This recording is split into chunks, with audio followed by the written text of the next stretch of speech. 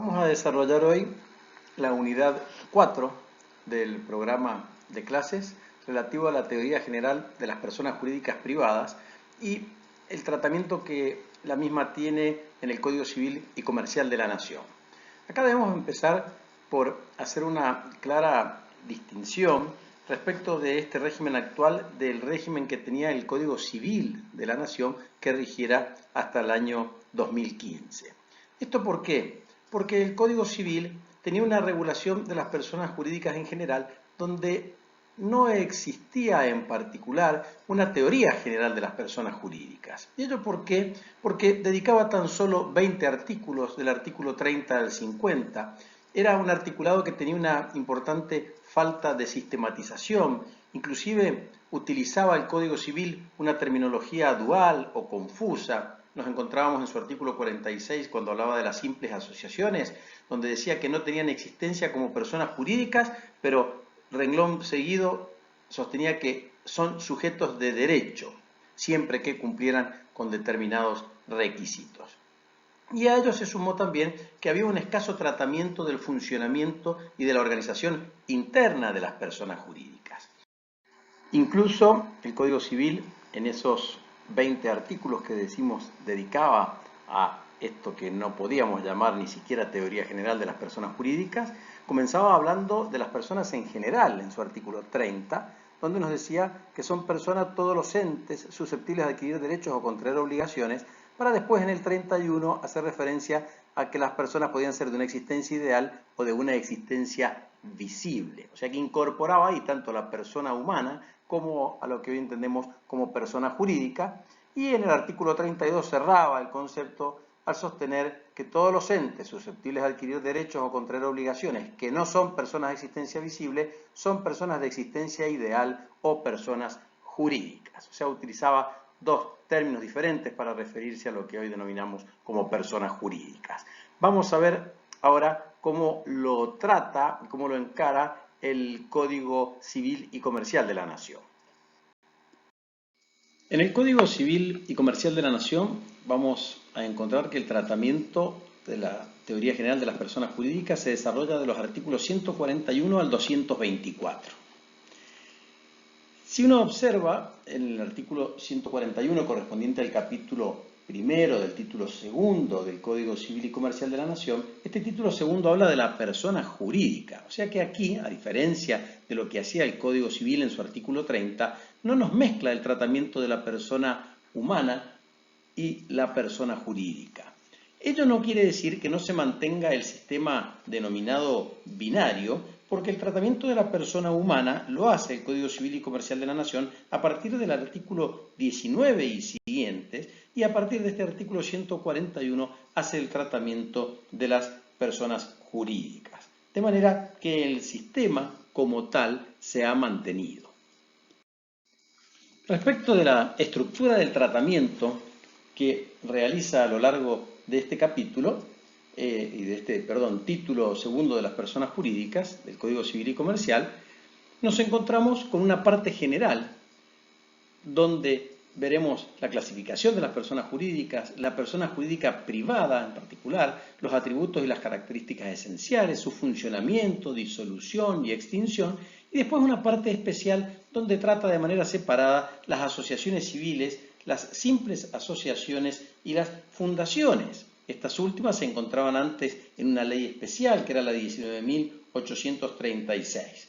Es una característica importante tener en cuenta que aquí el Código Civil y Comercial de la Nación no va a hablar de asociaciones con y sin personería como lo hacía el Código Civil, sino que hace esta distinción entre asociaciones civiles y simples asociaciones. Esta es la estructura de lo que vamos a desarrollar conforme al programa a lo largo de la presente clase.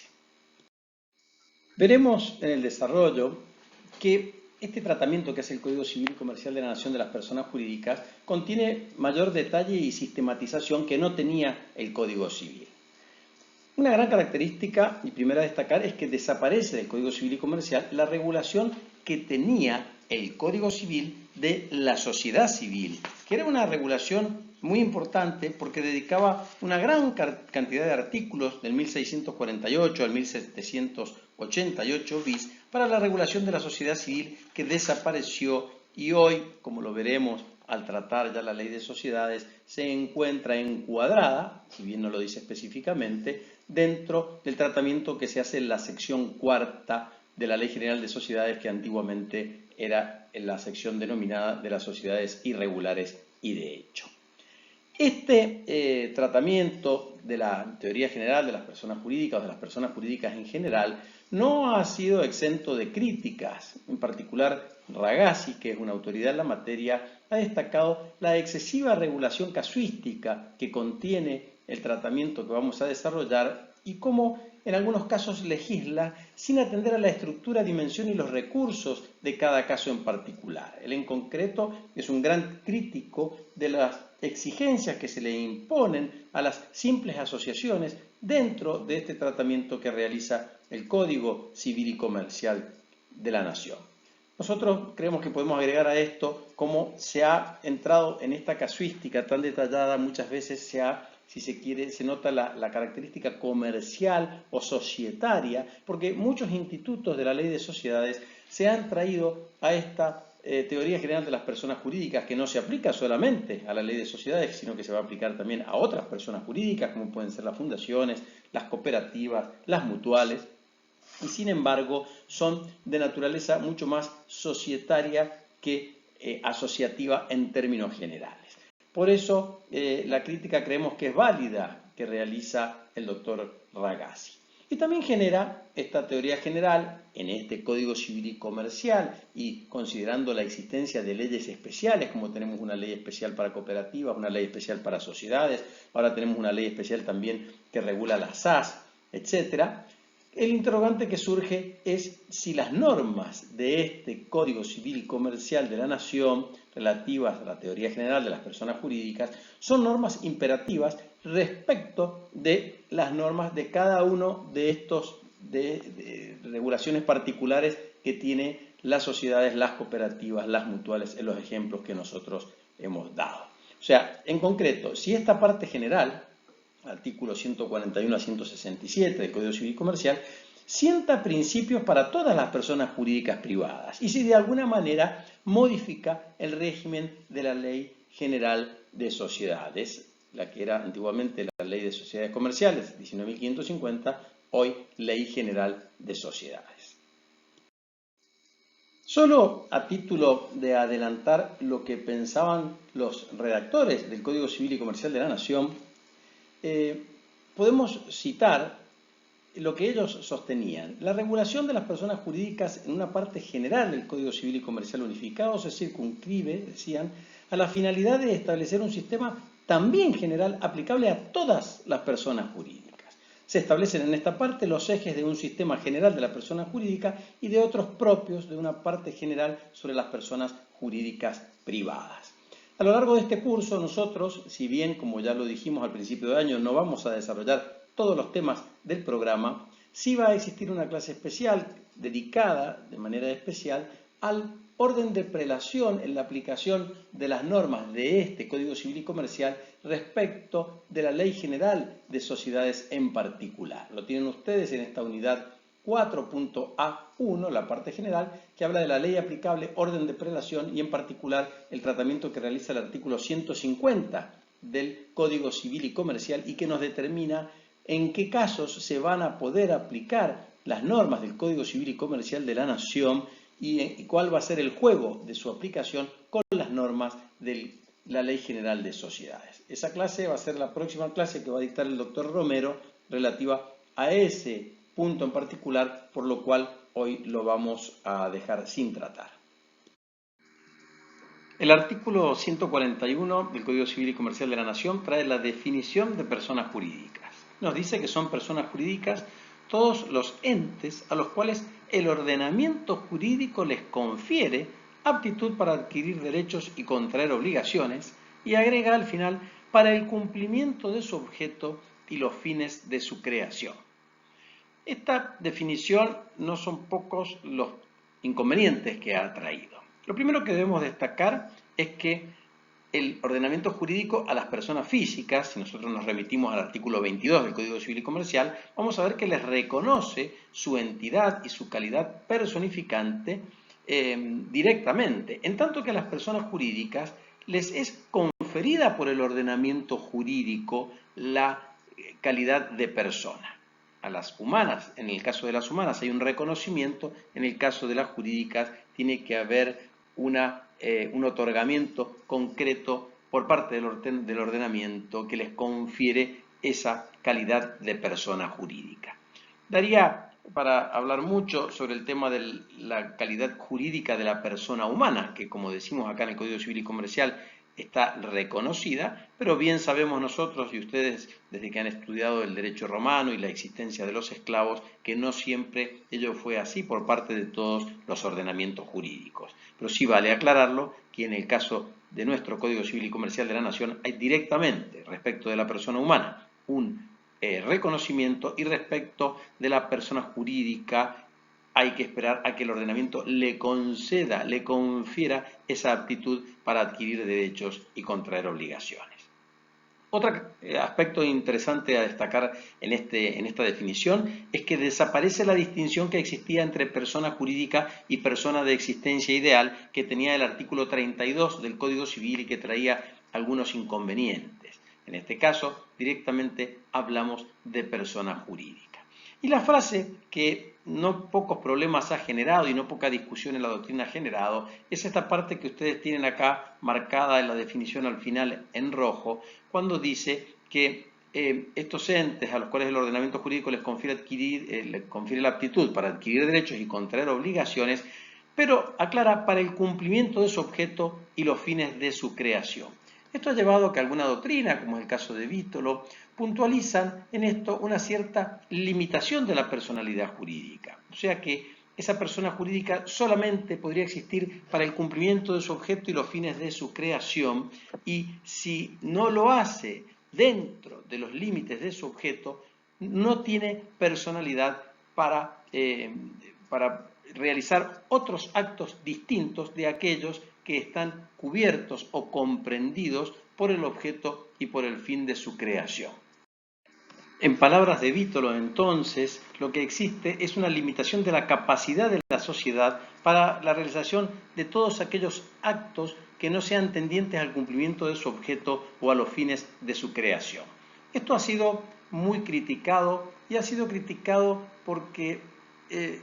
no es coherente vincular la capacidad de la persona jurídica con la finalidad o con los fines de su creación. El doctor Manóvil, en una exposición que hizo en la Academia Nacional de Derecho, fue muy claro en este sentido en la necesidad de no confundir la causa fin que pueda tener la persona jurídica y que ello no tiene relación con su aptitud para adquirir derechos y contraer obligaciones. ¿Por qué esto? Porque en primer lugar nosotros podemos perfectamente modificar el estatuto de la persona jurídica y con ello modificar también su objeto, y va a ser la misma persona jurídica la que va a seguir actuando. Por eso ha existido jurisprudencia y doctrina que al tratar este tema en la Ley General de Sociedades, en el artículo 58, siempre destaca de la posibilidad de imputar a la sociedad aquellos actos que han sido realizados aún tratándose de actos notoriamente extraños a su objeto social, pero que han tenido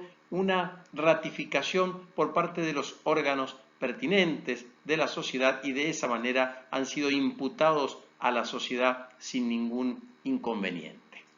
Por eso es que se propone corregir esta expresión y directamente modificarla sacando esta frase que está marcada aquí en rojo para el cumplimiento de su objeto y los fines de su creación. Inclusive el proyecto del año 98, que es el antecedente principal del Código Civil y Comercial de la Nación, aclaraba al final del artículo respectivo, sosteniendo que no tienen otras incapacidades las personas jurídicas que las resultantes de su naturaleza o de una disposición legal, concreta y específica. Eso no es lo que ha quedado y por eso la discusión que genera esta frase en particular. En definitiva, lo que tenemos que tener en cuenta nosotros es que lo que está en discusión aquí es una cuestión de imputabilidad de los actos, una cuestión de que una cosa es decir que aquellos que tienen la representación de la sociedad no tienen facultades para obligar a ésta, más allá de los límites que marca su objeto o los fines de su creación, y otra cosa es decir que la sociedad, el ente, la persona jurídica en particular, no tiene facultades, ni con esos representantes, ni aún siendo ratificado por la Asamblea de Socios, por ejemplo, para obligarse a la realización de actos que no sean tendientes al cumplimiento del objeto o a los fines de su creación. La doctrina en el ámbito societario, sin lugar a dudas, se ha expresado, y la interpretación que tiene el artículo 58 es de que el objeto no limita la imputabilidad a la sociedad de los actos, no limita la capacidad de la sociedad. En el caso de las personas jurídicas en general existe esta discusión, pero la doctrina se ha enderezado a sostener y a interpretar esta norma conforme lo hace con el artículo 58 de la Ley General de Sociedades y por lo tanto entendiendo que este último párrafo relativo al cumplimiento de su objeto y los fines de su creación de ninguna manera limita la capacidad de las personas jurídicas, sino que en todo caso pondrá en duda la representación de aquellos que actúan por ella y requerirá una ratificación por parte de los órganos respectivos, como por ejemplo puede ser la Asamblea.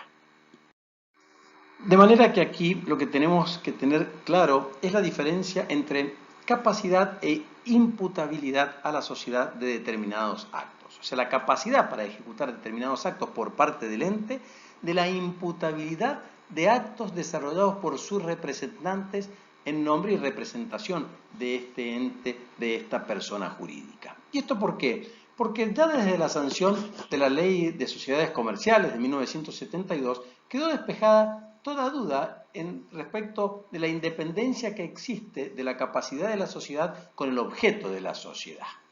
El artículo 58, cuando habla de la noción de imputabilidad en la persona jurídica, habla de que le serán imputables a la sociedad todos los actos realizados por sus representantes que no sean notoriamente extraños al objeto social. Pero esto se refiere expresamente a la capacidad de esos representantes, o a la posibilidad de esos representantes, para no usar el término capacidad, a la posibilidad de esos representantes de obligar a la sociedad y actuar en nombre y representación de ella. Se refiere a los alcances concretos de esa imputación, de esa posibilidad de imputación, que como bien nos dice el artículo 58 de la Ley General de Sociedades, va a ser evaluada en cada caso en particular si se ha tratado de un acto que sea o no notoriamente extraño al objeto social.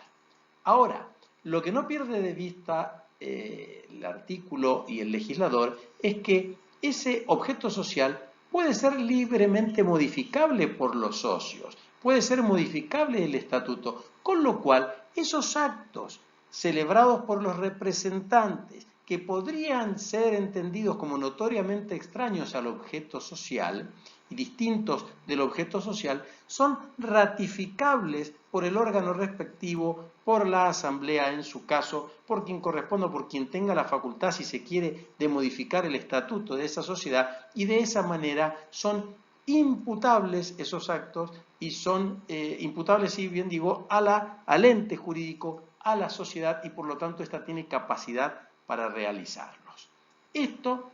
es lo que tenemos que tener nosotros claro respecto de la interpretación de este artículo, que es la interpretación que tiene el artículo 58 de la Ley General de Sociedades y que la mayoría de la doctrina aplica a este artículo 141 del Código Civil y Comercial de la Nación, aunque lamentablemente trae esta frase marcada en rojo cuando hace referencia al cumplimiento de su objeto y los fines de su creación. El doctor Manóvil, en una conferencia de la Academia que ya hemos referido, dice que directamente debería sacarse esta parte del artículo, debería derogarse,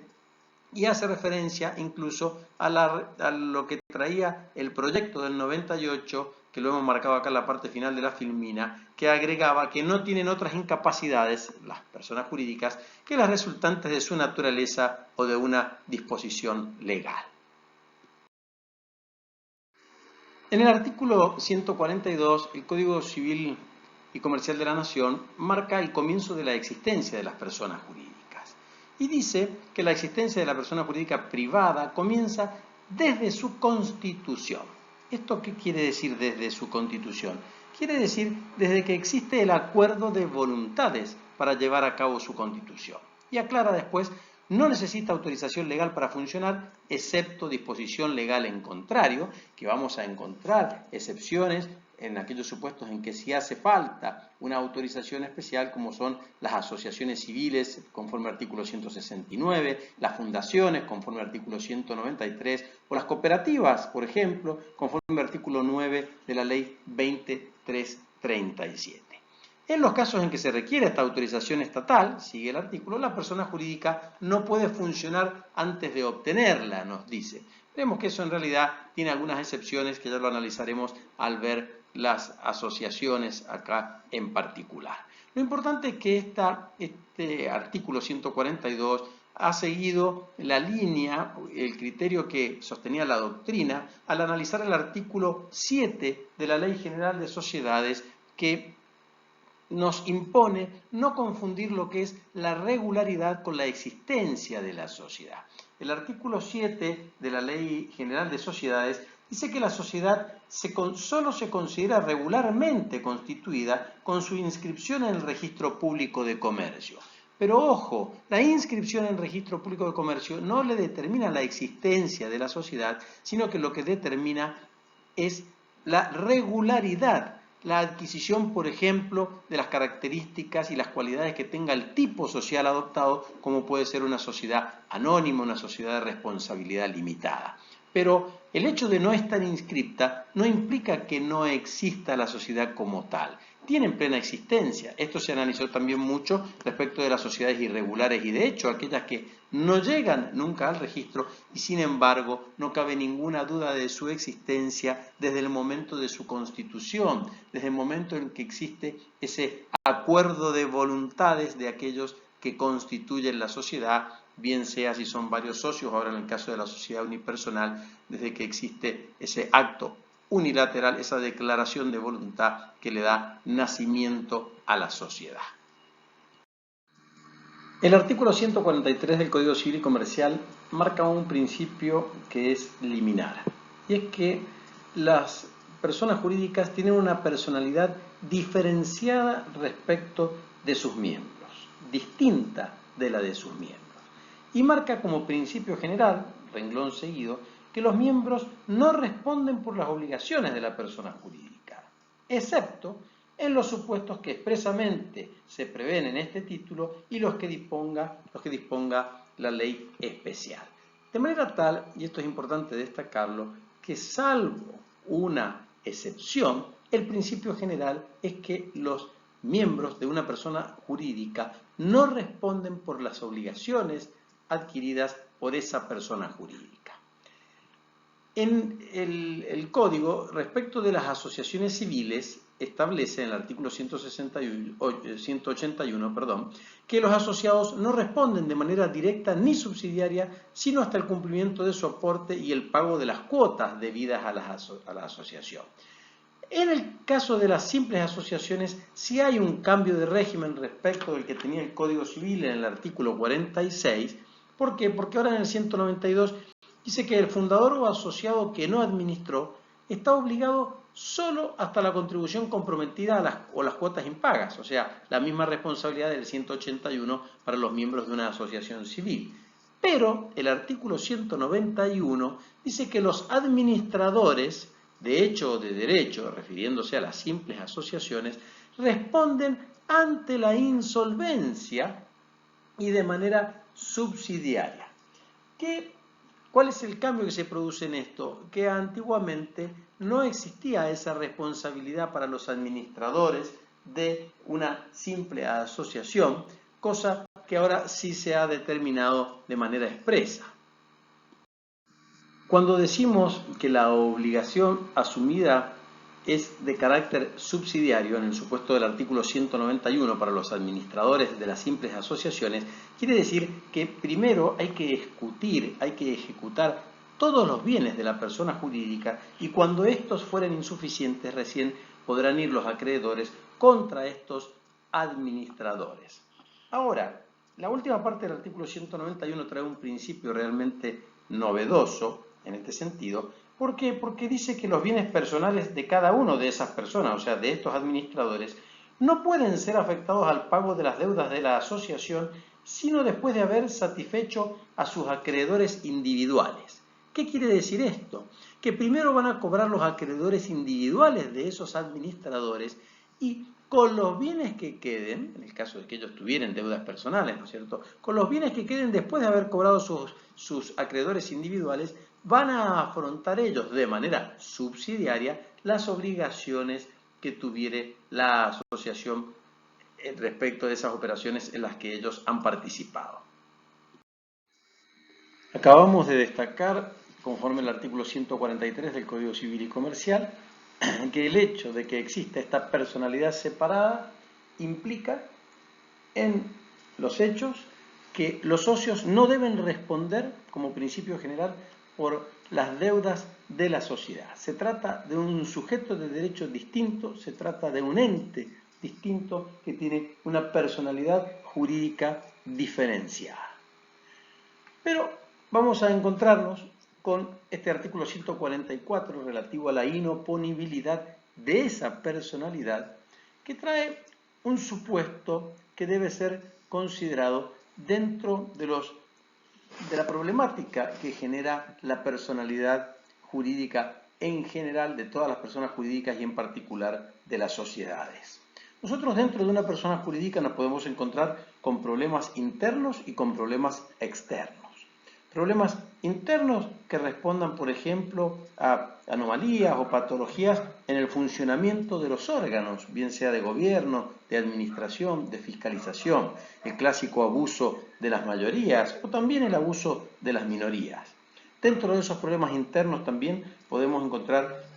aquellos relativos a la responsabilidad de los administradores, de los síndicos o inclusive de algún socio o accionista por daños que provocan a la sociedad. Y respecto de los problemas externos, nos vamos a encontrar con aquellos problemas generados por la responsabilidad propia de la persona jurídica por los hechos ilícitos que ésta comete y que dañan a los terceros, ejecutados por supuesto por sus representantes o por sus dependientes. En otro orden encontramos aquellos problemas externos que se generan como consecuencia de la representación orgánica de la sociedad. En concreto, tenemos ahí las teorías relativas al artículo 58 de la Ley General de Sociedades. Y finalmente, dentro de los problemas externos, tenemos aquellos supuestos, y este es el que trata este artículo 144 del Código Civil y Comercial, aquellos supuestos en que se realiza un uso indebido o desviado de la personalidad jurídica, conocida, ¿no es cierto?, antiguamente como la teoría del descorrimiento del velo, de la penetración, de la inoponibilidad o de la desestimación de la personalidad jurídica. En este contexto es que este artículo 144 del Código Civil Comercial de la Nación trae una fórmula que nosotros ya conocemos y ya tenemos en el artículo 54 de la Ley General de Sociedades y que dice lo que ustedes aquí tienen transcripto. La actuación que esté destinada a la consecución de fines ajenos a la persona jurídica constituya un recurso para violar la ley, el orden público, la buena fe o para frustrar derechos de cualquier persona, se imputa, ojo con esto, se imputa a quienes a título de socios asociados, miembros o controlantes directos o indirectos la hicieron posible, quienes van a responder de manera solidaria e ilimitadamente por los perjuicios causados. Esa responsabilidad solidaria es no solo entre los que la generaron, si fuere más de uno, sino también va a ser con la sociedad. Ya lo vamos a ver enseguida esto. Lo dispuesto se aplica también, dice, se aplica sin afectar a los derechos de los terceros de buena fe que actuaron. Obviamente, esta es la finalidad, justamente proteger esos derechos, y sin perjuicio de las responsabilidades personales que puedan ser pasibles los participantes de los hechos por los perjuicios causados. Puede haber terceros también que hubieran participado y hubieran coadyuvado para llevar a cabo estos hechos ajenos a la personalidad jurídica, ¿no es cierto?, y que permitieron que se utilizara la persona jurídica para generar este daño a los terceros. La norma, como lo hemos sostenido, es un antecedente o tiene su antecedente en el artículo 54 de la Ley General de Sociedades, último párrafo, tercer párrafo, y es un párrafo que se agregó con la reforma realizada a la Ley General de Sociedades en el año 1983 por parte de la Ley 22.903. Hasta ese momento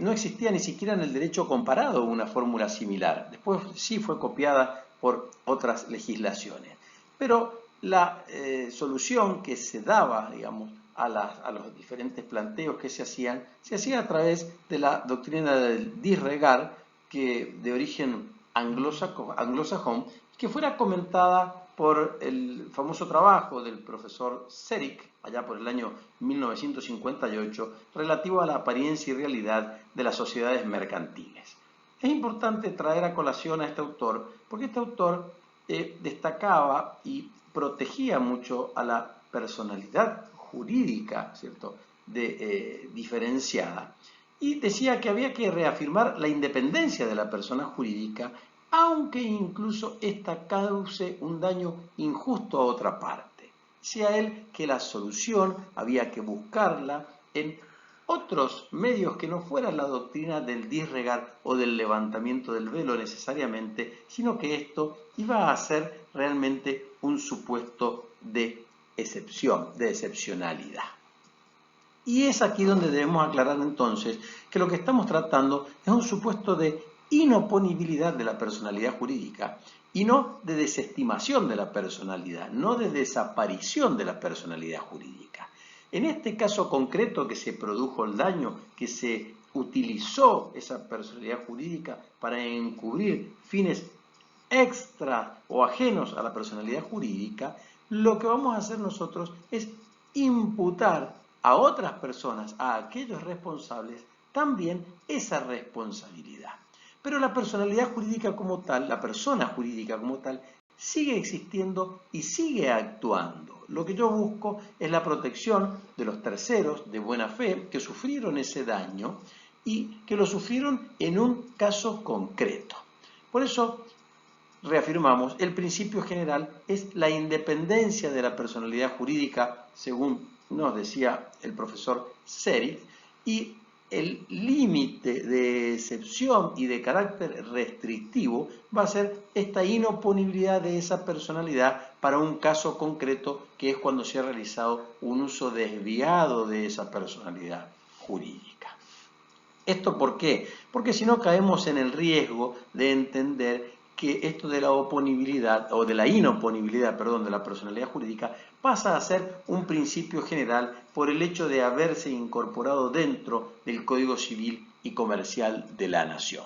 Esta fórmula ha sido criticada, muchos autores entendían que no hacía falta traerla al Código Civil y Comercial de la Nación, ya era suficiente su tratamiento en la Ley General de Sociedades en la última parte del artículo 54, y entre ellos, tal vez de los más virulentos, ha sido el profesor Manóvil, quien dice que en los supuestos de persona jurídica no societaria, como sería todos estos que abarca el artículo 144 del Código Civil y Comercial de la Nación, ni siquiera, por ejemplo, dice él, es posible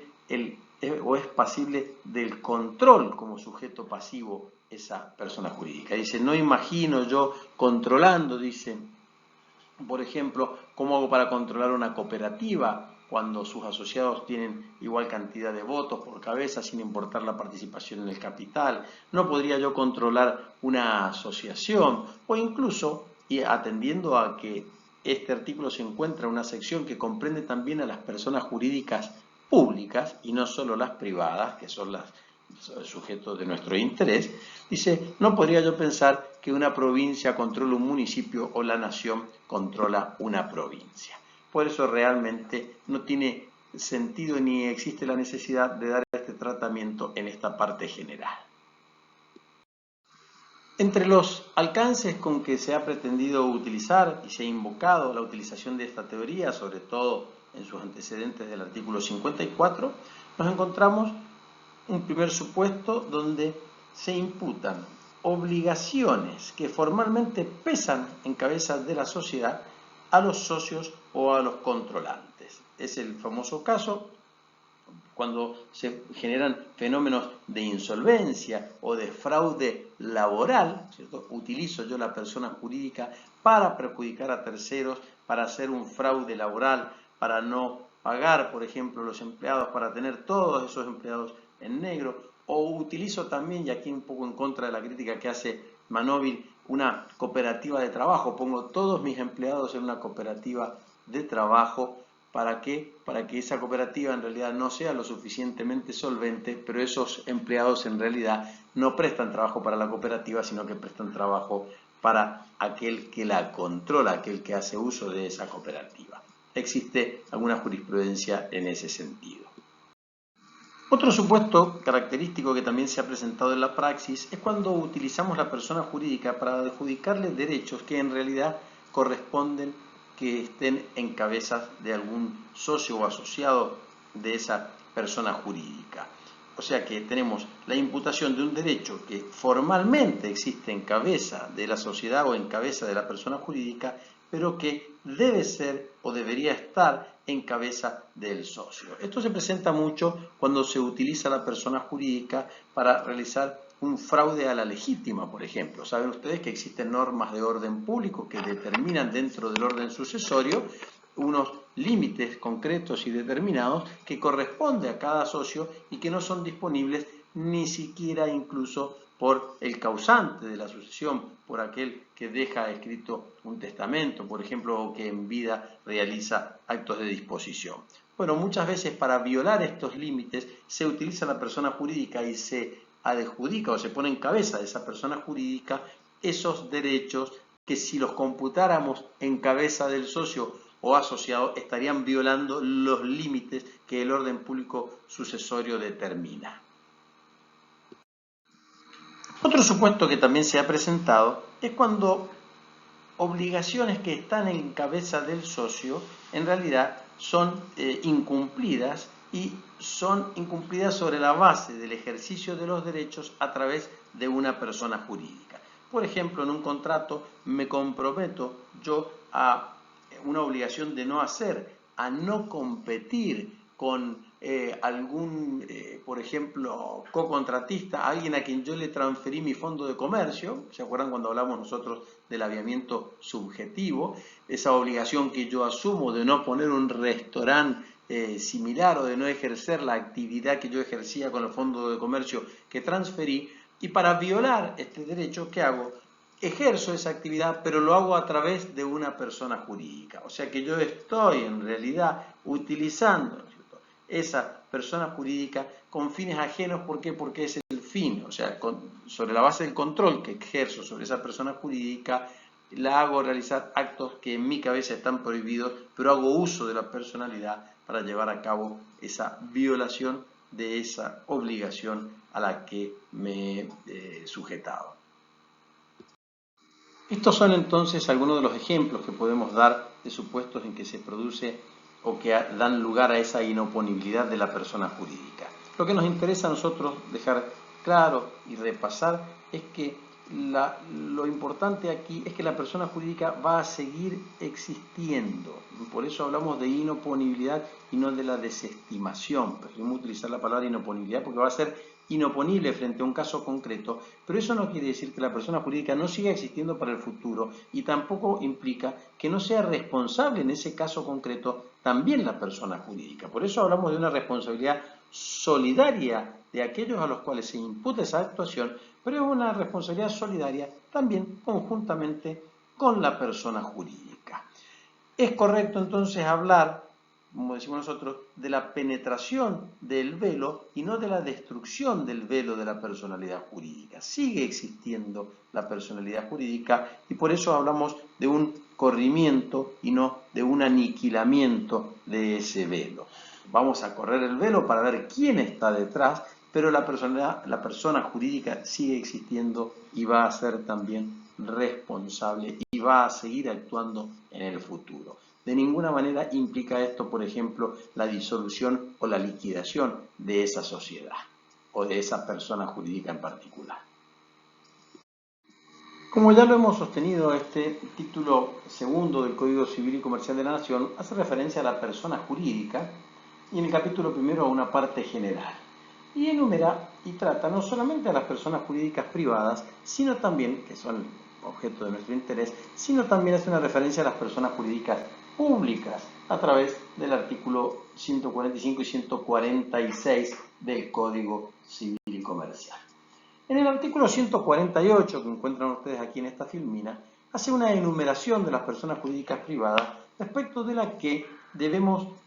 hacer al menos dos comentarios. En primer lugar, que pareciera existir una contradicción, podríamos decir, en el texto del artículo respecto de los fundamentos que se dieron en el anteproyecto, en la medida que se hablaba de las personas jurídicas privadas concediéndose un numerus clausus, o sea, un sistema cerrado donde no íbamos a tener otras personas jurídicas privadas más allá de aquellas enumeradas en este artículo 148. Si ustedes ven el último punto del artículo que nos dice, después de hablar del consorcio de propiedad horizontal, de toda otra contemplada en disposiciones de este código o en otras leyes y cuyo carácter de tal se establece o resulta de su finalidad y normas de funcionamiento. Esto realmente genera o puede generar no pocos problemas porque según cómo funcione, podríamos decir, esa persona jurídica, podremos hablar de la existencia o no de una personalidad diferenciada. Inconveniente que podría haber traído, por ejemplo, los contratos asociativos que no los traen en este caso en particular, porque expresamente el Código Civil y Comercial, cuando trata los mismos en los artículos 1442 a 1478, nos estamos refiriendo a los contratos de colaboración, uniones transitorias de empresas o los consorcios de cooperación, expresamente mantiene el criterio de no reconocerles personalidad jurídica a este tipo de contratos. Entre los supuestos de personas jurídicas privadas enumerados en este artículo 148, tal vez el que ha producido una gran novedad dentro del ámbito jurídico es el relativo a la incorporación en esta enumeración del consorcio de propiedad horizontal. Si bien se trata de una materia que ustedes van a tratar seguramente en oportunidad de estudiar los derechos reales, esto ha generado muchos inconvenientes, en primer lugar por la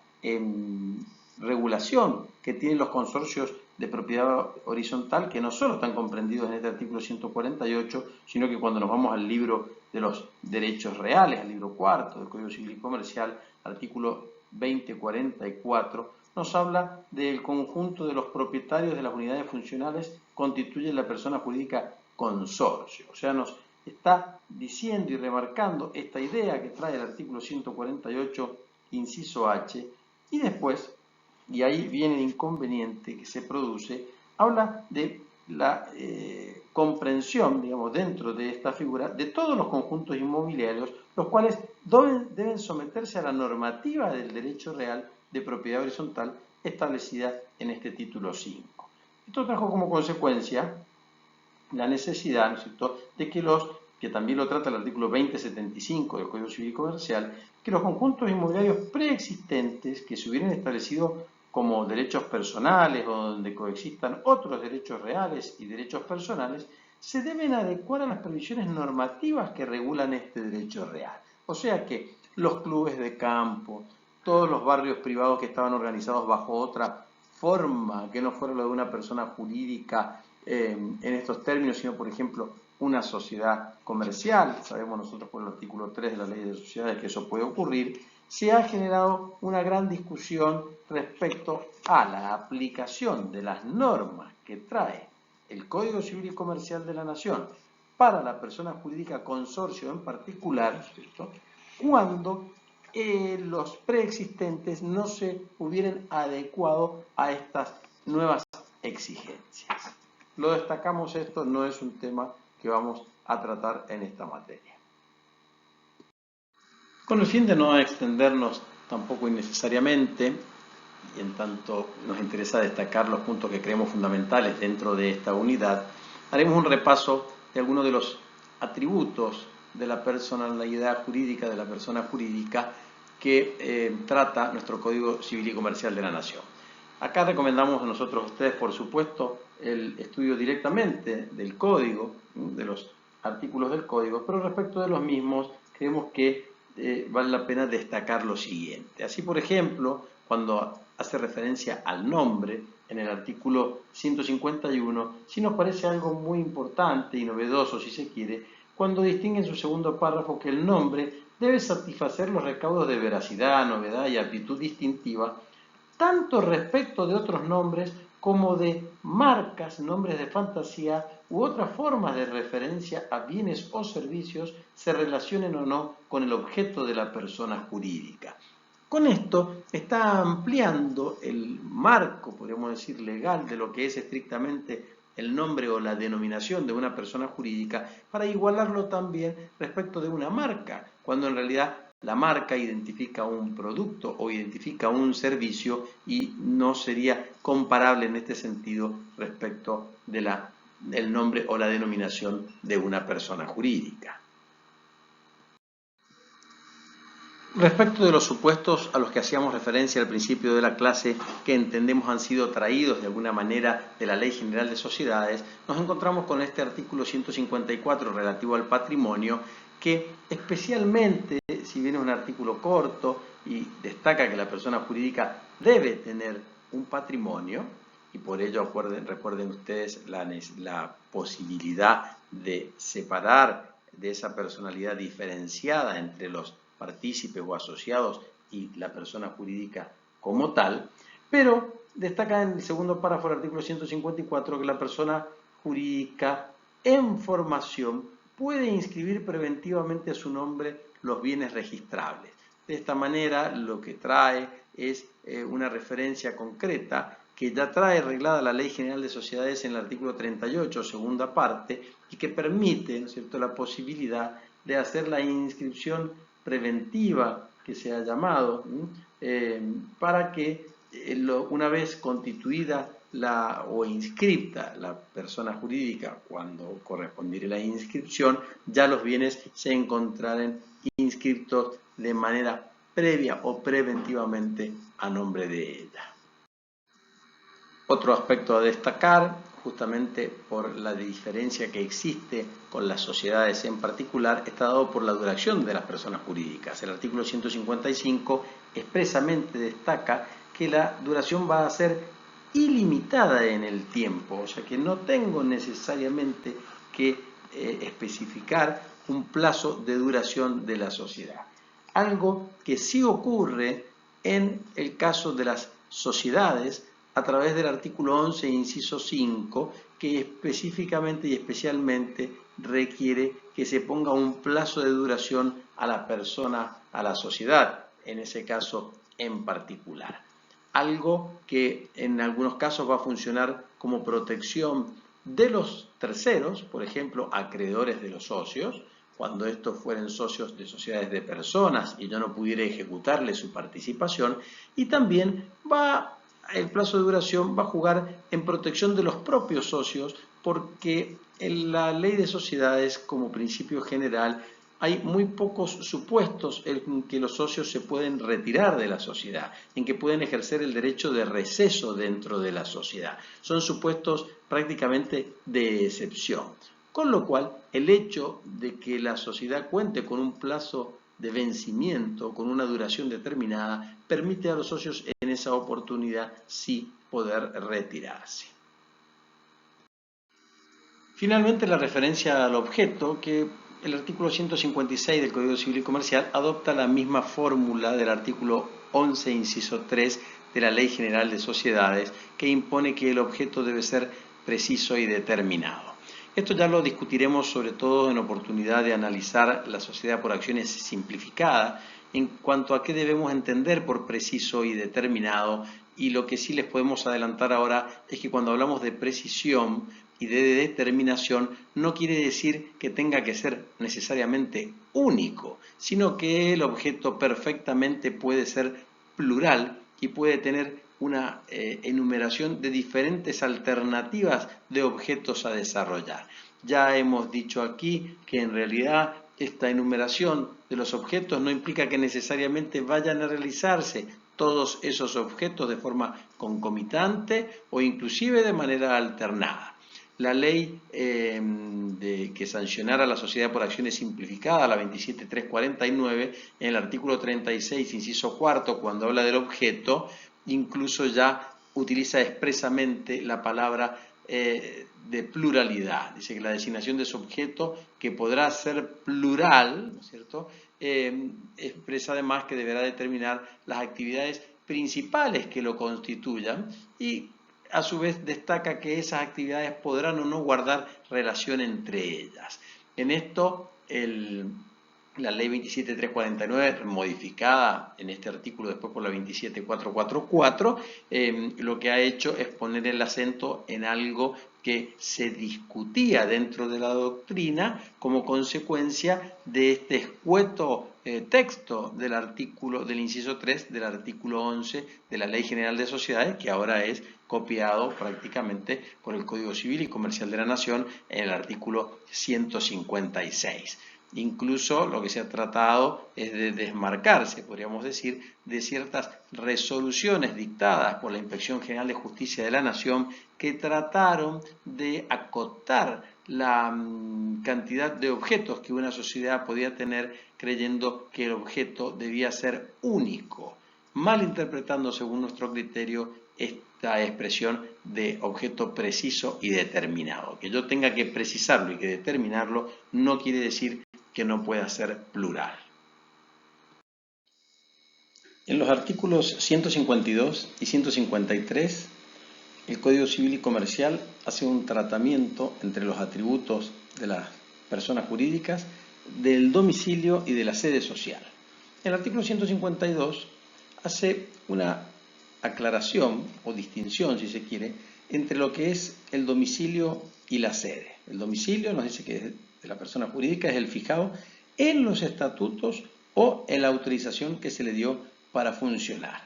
Y aclara que la persona jurídica que posee muchos establecimientos o sucursales tiene su domicilio especial, dice, nosotros lo remarcamos aquí en la filmina, en el lugar de dichos establecimientos solo para la ejecución de las obligaciones allí contraídas. Dos comentarios respecto de esto. En primer lugar, que habla de domicilio especial cuando en realidad podría tratarse de sede. ¿Por qué? Porque está haciendo referencia a la calle y número donde queda ese establecimiento o sucursal, que es el concepto que nosotros manejamos de sede y que se utiliza también en el derecho societario. En tanto que el domicilio hace referencia a la jurisdicción, de manera tal que una persona jurídica que tiene su domicilio en la provincia de Mendoza podría tener una sede social principal en la ciudad de Mendoza y tal vez tiene una sucursal en la ciudad de San Rafael. Bueno, esa sucursal de la ciudad de San Rafael, el código acá la llama domicilio especial, cuando en realidad sería una especie de subsede. Lo importante aquí para ustedes que es que las obligaciones que nazcan como consecuencia de operaciones realizadas en esa subsede, en esa sucursal, en ese establecimiento, las notificaciones nosotros debemos realizarlas en esa sede, en esa subsede. O sea, en el lugar donde esa obligación fue contraída. Aclara también este artículo 152 qué órgano de la persona jurídica va a tener que realizar el cambio de domicilio y qué órgano realizará el cambio de sede. Con lo que quiere decir qué órgano fija el domicilio y qué órgano fija la sede. Cuando nos dice que el cambio de domicilio requiere modificación del estatuto, lo que está diciendo es que para el cambio de ese domicilio requerimos de una asamblea modificatoria del estatuto o de una reunión de socios, o sea, lo que nosotros denominamos el órgano de gobierno. En cambio, la sede social, el cambio de sede social, si no está dentro del estatuto, si no cometemos el error de ponerlo dentro del estatuto, no debe ser puesto en el estatuto, sino que hay que fijarlo en el acta o por separado, en el acta constitutiva o por separado,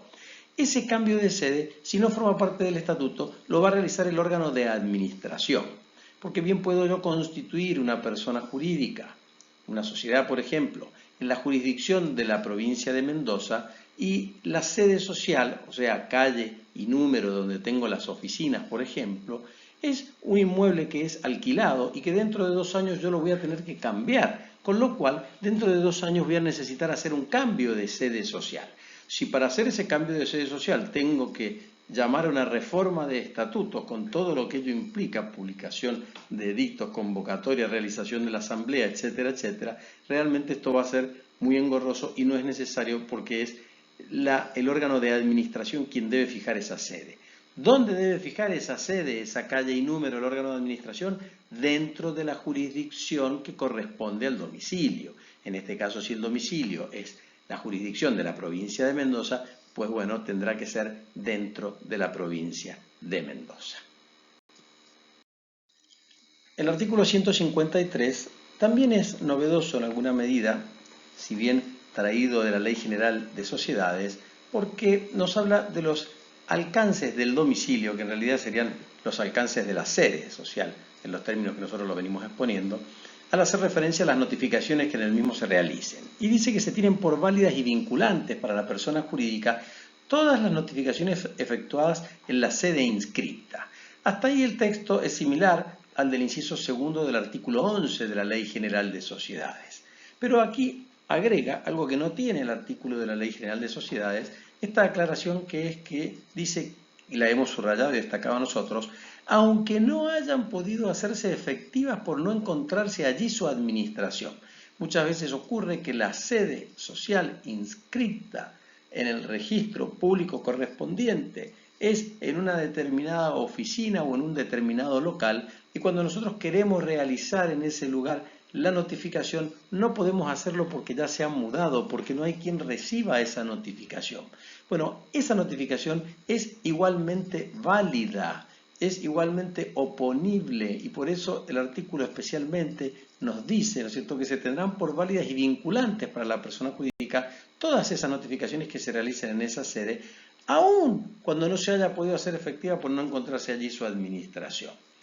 No tenemos que manejar como principio general lo que es una excepción. ¿Cuál es la excepción? La mala fe manifiesta. Voy a notificar en una galería en la sede social y me encuentro con que en la sede no hay nadie en el local. Puedo ver yo desde afuera que no hay nadie en ese local, que se han mudado y me encuentro un cartel gigante que dice, mire, estamos acá 2 locales hacia el norte, 2 locales hacia el sur y puedo ver yo ahí que está la nueva sede está funcionando en ese lugar. Inclusive tal vez he mantenido reuniones en esa nueva sede social o en esa nueva sede de la persona jurídica y en ese caso estaría yo actuando de mala fe intentando la notificación en la sede social inscripta. Pero repetimos, esta es la excepción. Este es un principio excepcional. El principio general es que la notificación es oponible cuando es realizada en la sede. Y leo nuevamente la aclaración, aunque no haya podido hacerse efectiva por no encontrarse allí su administración. Respecto del funcionamiento de las personas jurídicas, es importante tener en cuenta y destacamos este artículo 157 porque trae a colación un principio que confusamente está en el artículo 12 de la Ley General de Sociedades. Y aquí claramente nos dice que el Estatuto de las Personas Jurídicas puede ser modificado en la forma que el mismo o la ley establezca. O sea, el procedimiento a aplicar, lo primero que tenemos que hacer es siempre consultar los estatutos y después pasar a la regulación legal existente. Esa modificación, nos dice el artículo del Estatuto, produce efectos desde su otorgamiento. O sea que desde que yo apruebo la modificación, esta ya produce efectos. Ni siquiera es necesaria la confección del acta que va a plasmar la misma. Ahora, si esa modificación requiere inscripción, esa inscripción va a ser oponible a los terceros a partir de la misma, recién a partir de la inscripción, excepto, dice el artículo, que el tercero conozca esa modificación, en cuyo caso ya le va a ser oponible desde el momento en que éste tomó conocimiento. Entonces, de manera tal que tenemos que distinguir los efectos internos, que son los efectos que se producen a partir del otorgamiento de la modificación, de los efectos externos, que dependerá si requiere inscripción, ¿por cierto?, de esa inscripción, excepto que el tercero conociere la modificación aún no inscripta, o sea, aquella modificación que corresponde inscribirla porque todavía no la hemos inscripto. Si el tercero la conoce, también le es oponible. Si no la conociere, será recién con su inscripción en el caso en que deba ser inscripta. Si no debe ser inscripta, produce efectos para todos a partir de su otorgamiento. Entre los aspectos a destacar respecto del funcionamiento de las personas jurídicas, el Código Civil y Comercial de la Nación incorpora a través del artículo 158 un principio y una teoría que ya ha adoptado la Ley General de Sociedades. Y nos referimos a la aceptación de la teoría orgánica o teoría del órgano. El artículo 158 dice: gobierno, administración y fiscalización. El estatuto debe contener normas sobre el gobierno, la administración y representación, y si la ley la exige, sobre la fiscalización interna de la persona jurídica. Esto implica lisa y llanamente la aceptación de la teoría del órgano, entendida esta como aquella mediante la cual se realiza una distribución de funciones entre cada uno de los distintos órganos que tiene la persona jurídica en su estructuración, en su organización, valga la redundancia.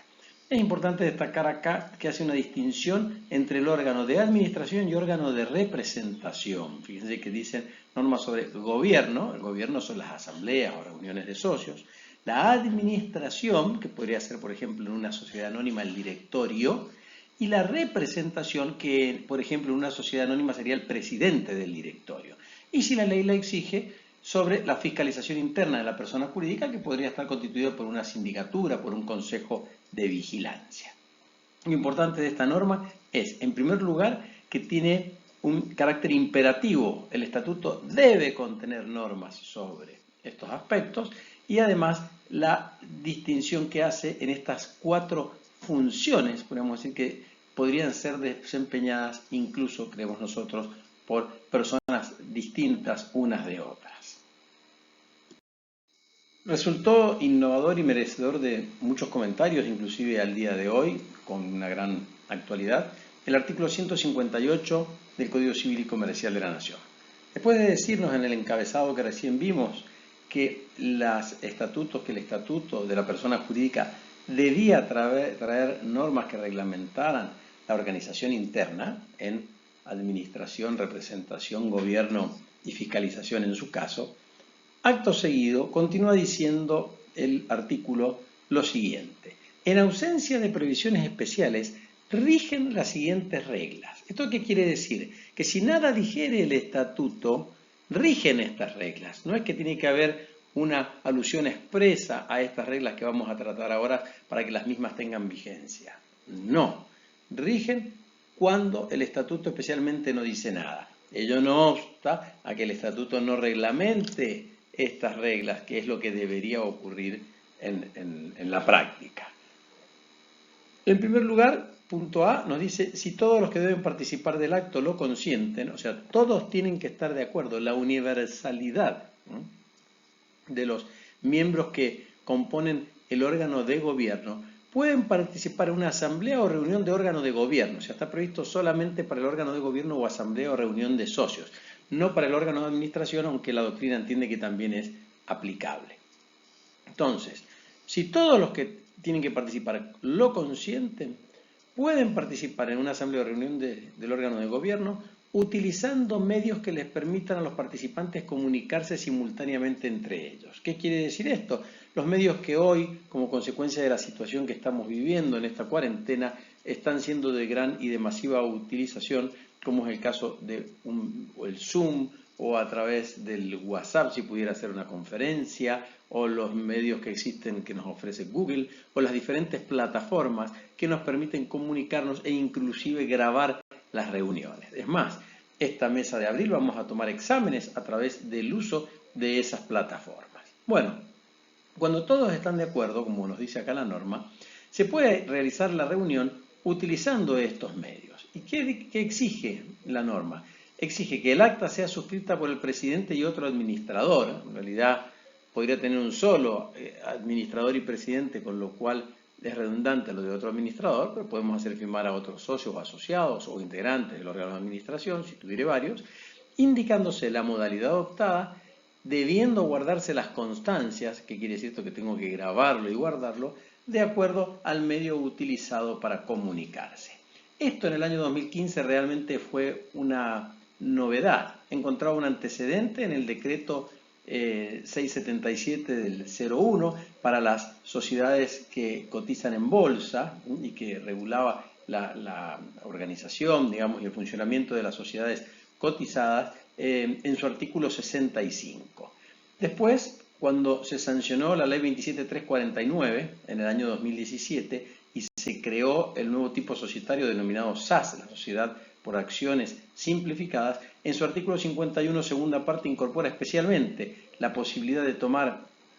estas decisiones a través de medios telemáticos o multimedios, que lo llama la doctrina, y recientemente ahora, y contra todos sus principios, podríamos decir, el actual inspector de la Inspección General de Justicia de la Nación, el doctor Nissen, ha dictado como consecuencia del aislamiento obligatorio sufrido por la cuarentena, la Resolución General 11 del 2020 de la Inspección General de Justicia de la Nación, que permite, aun cuando no estuviera previsto en los estatutos, la utilización de estos medios para realizar las reuniones de asamblea. En realidad no está haciendo otra cosa esta resolución que decir, miren, se aplica y rige el artículo 158 del Código Civil y Comercial de la Nación, que, como ya les acabo de decir, sin necesidad de una indicación expresa en el estatuto, es de aplicación, ¿no es cierto?, rige esta regla concreta. El otro aspecto relevante del artículo 158 es su inciso B, que también ha sido muy comentado y que ha venido de alguna manera a solucionar o a echar luz en una discusión que existía respecto de las denominadas asambleas unánimes en las sociedades anónimas. ¿Por qué? Porque este artículo 158, inciso B, nos dice que los miembros que deban participar en una asamblea, o los integrantes del consejo, en este caso, entendemos refiriéndose al órgano de administración, pueden autoconvocarse para deliberar sin necesidad de citación previa.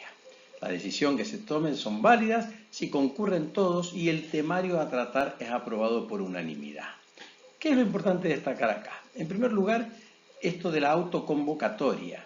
En la Asamblea Unánime de la Ley General de Sociedades, tratada en el artículo 237 infine, ha coincidido siempre la doctrina, la jurisprudencia, inclusive los organismos de contralor, en que no estamos eximidos de la convocatoria del acto asambleario. Convocatoria que normalmente la realiza el órgano de administración. Otro órgano que tiene que realizar una reunión o tiene que tomar una decisión orgánica plasmada en el libro de actas correspondiente de ese órgano de administración, directorio, por ejemplo, en el caso de la sociedad anónima, y de esa manera podemos nosotros realizar la asamblea sin realizar una publicación de esa convocatoria, sin dar a conocer esa convocatoria que se ha realizado. Pero no nos exime el 237, conforme a la letra que tiene, de la posibilidad de disponer o de no realizar la convocatoria. Bueno, en este caso el 158, inciso B del Código Civil y Comercial de la Nación, lo que está haciendo es autorizar expresamente la posibilidad de autoconvocarse. O sea que encontrándose todos los socios, o como dice aquí, todos aquellos, los miembros que deban participar de una asamblea, o los integrantes del consejo, directamente se dan por autoconvocados sin depender de otro órgano que los convoque. Y eso sin necesidad de citación previa. Obviamente se refiere a sin necesidad de una citación previa formal, porque no se van a encontrar por arte de magia 20, 30, 10 o 5 asociados de una persona jurídica en el mismo lugar y al mismo momento. Las decisiones nos dice que serán válidas en la medida que concurran todos. ¿Esto qué quiere decir? Que todos tienen que estar de acuerdo en aceptar la reunión que se va a realizar, en aceptar esa convocatoria que se va a realizar y obviamente en aceptar el orden del día que se va a tratar en esa reunión. Por eso dice, concurren todos y el temario a tratar es aprobado por unanimidad. Ahora, ojo aquí, lo que tiene que ser aprobado por unanimidad y aceptado por todos, por eso hablamos acá, distinguimos entre universalidad y unanimidad, tiene que estar la universalidad, todos los que pueden participar de esa reunión, los que deban participar de esa asamblea, y todos tienen que aceptar el orden del día. Pero no todos tienen que estar de acuerdo en cómo van a votar cada uno de los puntos del orden del día. Es ahí donde las decisiones se van a adoptar por mayoría. Y esto es otra de las grandes diferencias que existe entre esta norma y la del 237 de la Ley General de Sociedades cuando habla de la asamblea unánime. ¿Por qué? Porque el 237 exige no solamente la universalidad, no solamente que estén todos, sino que todos voten los puntos del orden del día también de manera unánime. De ahí lo novedoso de este artículo. En línea con la adopción de la teoría del órgano, a la que hacíamos alusión hace unos instantes, trae también el Código Civil y Comercial de la Nación normas específicas respecto de la responsabilidad de los administradores y cuál va a ser el nivel de exigencia que estos van a tener en su actuación. Y así en el artículo 159, que los invitamos a leerlo,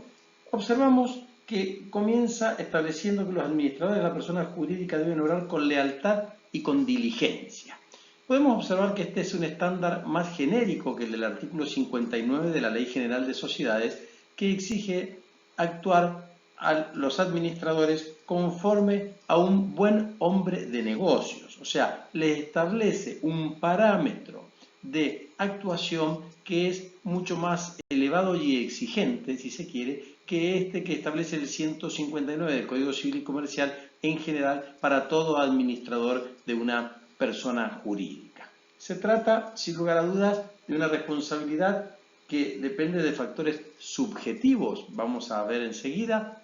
cuando analicemos el artículo 160, que los hace responsables por la actuación con culpa de los mismos, y es por ello que hay que tener presente acá el artículo 1724 y 1725 del Código Civil y Comercial,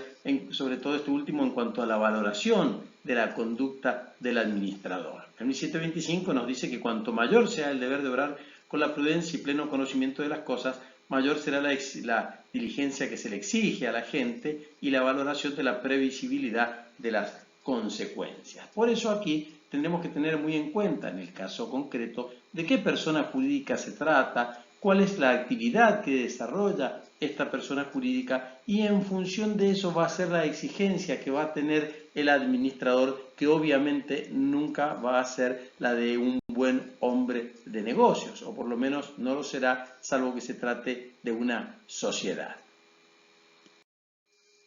Así entonces, en la medida que no nos exige la norma que los administradores actúen conforme un buen hombre de negocios, sino con la diligencia, uno dice, ¿diligencia respecto de qué? Y bueno, para evaluar si actuó o no con la diligencia debida, tendremos que ver en el caso concreto y dimensionar diferentes factores, desde la dimensión de la entidad que está administrando, cuál es el objeto o la actividad que la misma tiene, las funciones genéricas que le incumban a ese administrador como tal y las específicas que también se le hubieran confiado, por ejemplo, a través de sus estatutos, y por supuesto las circunstancias también en que debió actuar y cómo cumplió esa actuación, ese deber de diligencia respecto de lo que se esperaba de una persona que tiene que actuar conforme a estas exigencias determinadas por todas estas circunstancias que se analizarán en cada caso concreto.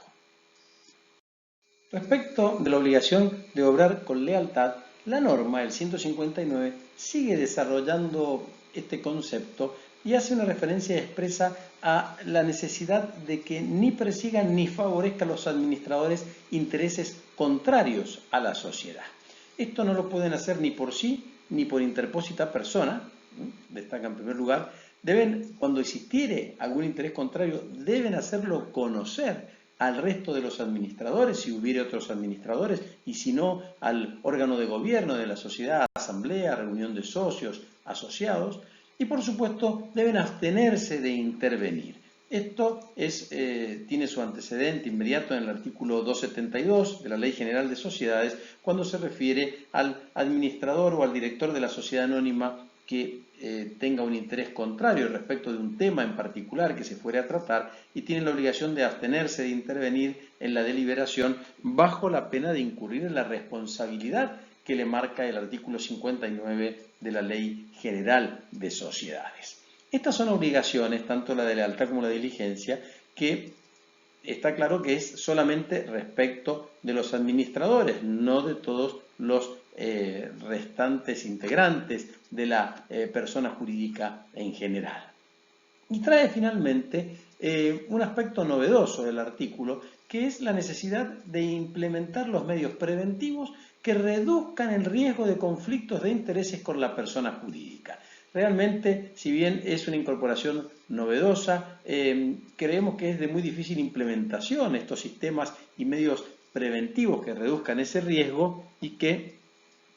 más allá de lo saludable que pueda ser la recomendación, llevarlo a la práctica en un caso en particular va a ser de una gran complejidad, porque si no tendríamos que poner un sistema reglamentario de los supuestos en que los administradores deben poner en conocimiento, podríamos decir, de los restantes administradores o del órgano de gobierno respectivo estos supuestos en que exista un interés contrario. Esto nos hace un poco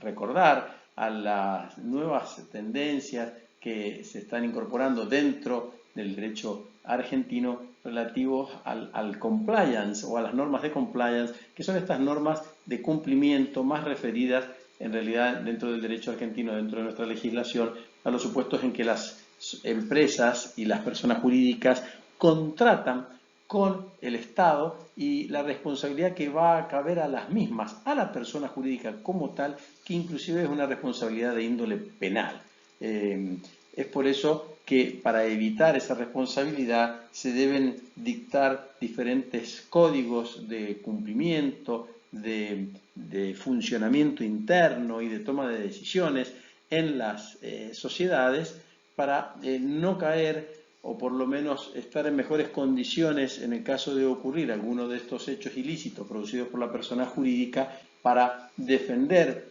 tanto a los administradores en particular como a la persona jurídica en general. Pero repetimos, creemos que hablarlo esto en términos genéricos dentro de las personas jurídicas realmente va a ser algo de difícil cumplimiento y ejecución.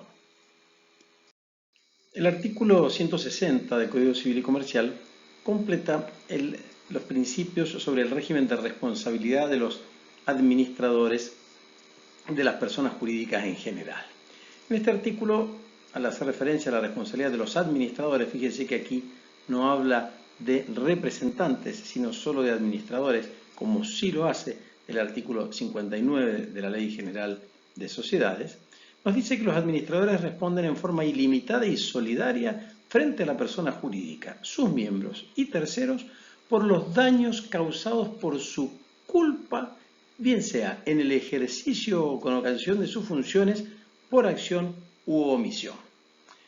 Lo primero que destacamos aquí es recordar que cuando nosotros vimos el artículo 159 y veíamos que el parámetro de exigencia de la responsabilidad de los administradores es el de actuar con lealtad y diligencia en los términos que nosotros lo precisamos, es que se trata de una obligación de medios, no de resultados. Y esto es muy importante porque va a determinar el carácter subjetivo de la responsabilidad y no de carácter objetivo. Como hicimos referencia hace un rato, los factores subjetivos de responsabilidad están determinados por los artículos 1724 y 1725, que hace referencia a la valoración de la conducta, en particular